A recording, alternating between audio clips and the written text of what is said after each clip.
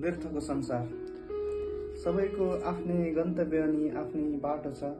निर्जीव भूमि बुझ्नेलाई हीरा अनि नबुझ्नेलाई माटो छ। एक फेर आफूलाई स्वतन्त्र बनाएर त हेर, एक फेर आफूलाई स्वतन्त्र बनाएर त हेर। यहाँ दुःखभित्रै सुख लुकेको एक विशाल बाटो छ।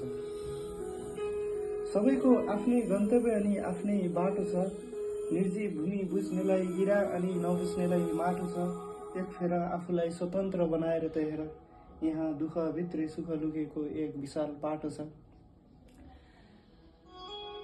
कहिलेकाहीँ म स्वतन्त्र भइदिन्छु, कहिलेकाहीँ म स्वतन्त्र भइदिन्छु। मेरो आफ्नै छुट्टै संसार छ, जहाँ म खुसी अनि सुखी छु। बस्नलाई बाँस, खानलाई घाँस अनि लगाउनलाई कपास छ। लाग्छ भविष्यको लागि वर्तमान धमिलाउनु बकवास छ। कहिलेकाहीँ म स्वतन्त्र भइदिन्छु। मेरो आफ्नो छुट्टै संसार छ, जहाँ म खुसी अनि सुखी छु।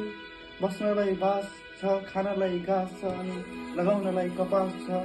लाग्छ भविष्यको लागि वर्तमान धमिलाउनु बकवास छ। फेरि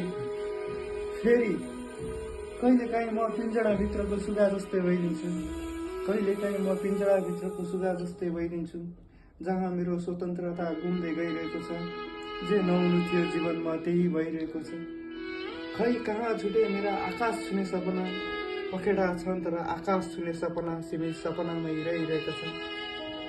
कहिलेकाहीँ म पिञ्जडाभित्रको सुगा जस्तै भइदिन्छु, जहाँ मेरो आफ्नो स्वतन्त्रता गुम्दै गइरहेको छ।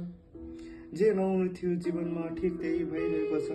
खै कहाँ छुटे मेरा सपना, आकाश छुने सपनाहरू। खै कहाँ छुटे मेरा आकाश छुने सपनाहरू। पखेटा छन् तर आकाश छुने सपना सीमित सपनामै रहिरहेको छ।